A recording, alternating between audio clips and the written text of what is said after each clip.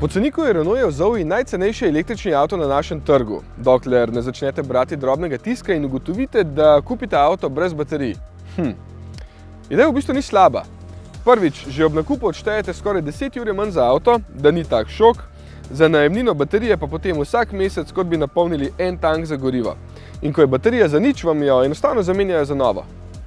Ponekod se je ta koncept dobro prijel. Pri nas, kjer bolj kot na okolje kot takšno gledamo samo na cene za nakup in gorivo, bo pa seveda vsak raje izbral podobno velikega Clia za nekaj ure manj.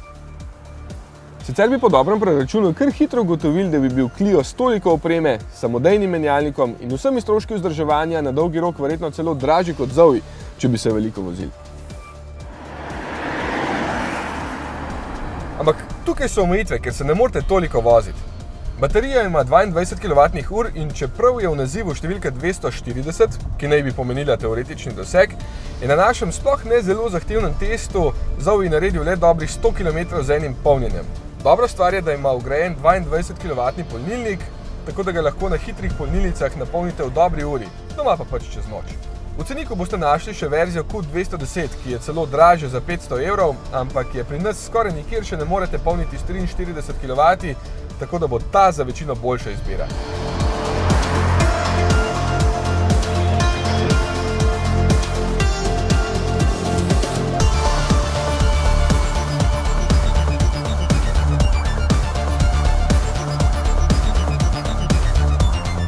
Sicer je avto zelo enostaven za uporabo, kot vsak Clio, oziroma še precej bolj, ker nima prestav in zelo lepo vleče. Kdor je doma blizu mesta in vsak dan naredi blizu 100 km, naj ga le dobro pogleda.